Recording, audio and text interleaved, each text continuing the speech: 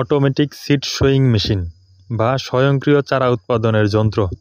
আধুনিক এই যন্ত্রের মাধ্যমে 1 একর জমির জন্য চারা উৎপাদন করতে ট্রে প্রয়োজন মাত্র 75 থেকে 80টি, যা আধা শতকেরও কম জায়গা প্রয়োজন। এই যন্ত্রের মাধ্যমে চারা উৎপাদনে বীজ, জায়গা, অর্থ ও শ্রম খুবই কম লাগে।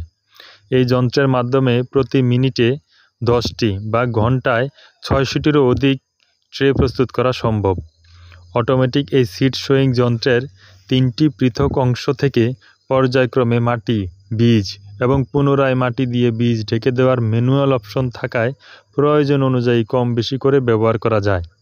প্রতিটি ট্রেতে 120 থেকে 130 গ্রাম বীজ প্রয়োজন।